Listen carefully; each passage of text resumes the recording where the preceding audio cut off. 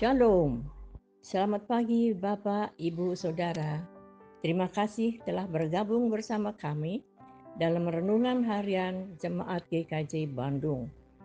Bersama kita akan mendengarkan firman Tuhan dan merenungkannya. Selasa 23 September tahun 2025. Ibu bapak saudara-saudari yang dikasihi Tuhan, sebelum bersama kita mendengarkan firman Tuhan, mari kita berdoa. Bapa di dalam surga, saat ini kami hendak bersama mendengarkan firman-Mu. Kami yang lemah dan penuh keterbatasan ini Tuhan, memohon tuntunan dan hikmat dari Tuhan, sehingga kami boleh mengerti, memahami, dan dimampukan melakukan firman Tuhan dengan sukacita. Di dalam nama Tuhan Yesus Kristus kami berdoa. Amin. Bapak, Ibu, saudara-saudari yang dikasihi Tuhan, firman Tuhan hari ini diberi judul Menyatu dengan Hati Bapa. Firman Tuhan ini didasarkan dari bacaan di dalam 1 Timotius pasal 2 ayat yang pertama dan yang kedua yang berbunyi demikian. Karena itu pertama-tama aku menasihatkan, naikkanlah permohonan, doa syafaat dan ucapan syukur untuk semua orang, untuk raja-raja dan semua pembesar, agar kita dapat hidup tenang dan tentram dalam segala kesalehan dan kehormatan.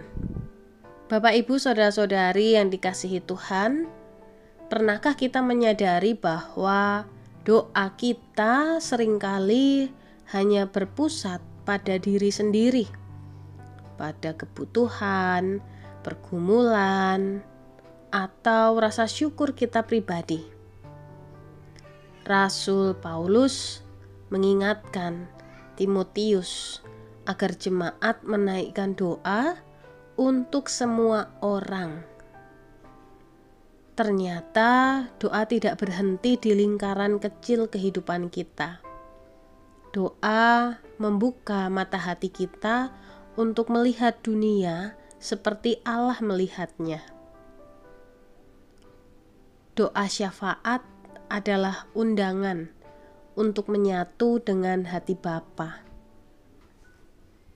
Hati Bapa rindu semua orang mengenal kebenaran dan diselamatkan. Maka ketika kita berdoa bagi bangsa, pemimpin, orang yang berbeda pandangan, bahkan orang-orang yang menyakiti kita, sesungguhnya kita sedang masuk ke dalam irama kasih Allah. Kita belajar meninggalkan ego, dan perlahan hati kita dipulihkan agar sejalan dengan kerinduan Tuhan.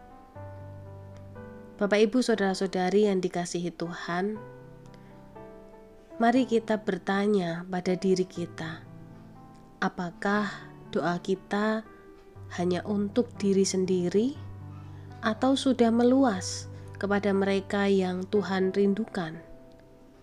Melalui doa syafaat, kita dilatih untuk mengasihi tanpa batas, seperti Bapa yang mengasihi tanpa pamrih, tanpa pilih kasih.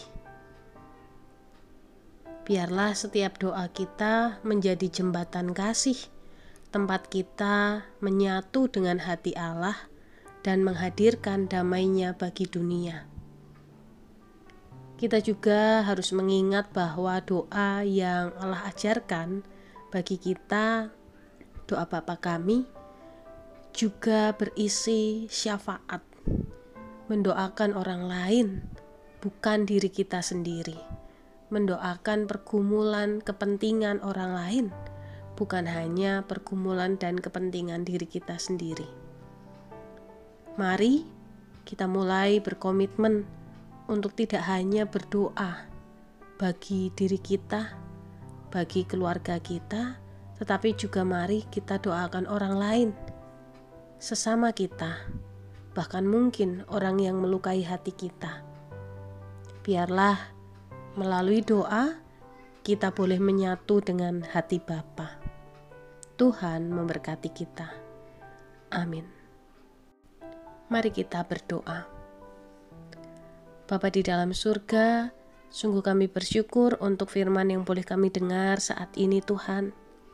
Mampukan kami Tuhan untuk menaikkan permohonan, doa syafaat, dan ucapan syukur untuk semua orang. Tidak lagi hanya tentang diri kami sendiri, keluarga kami, maupun juga hal-hal pribadi kami. Tetapi mampukan kami Tuhan untuk boleh juga berdoa bagi Indonesia, bagi orang-orang yang lain, bahkan mungkin bagi mereka yang melukai hati kami.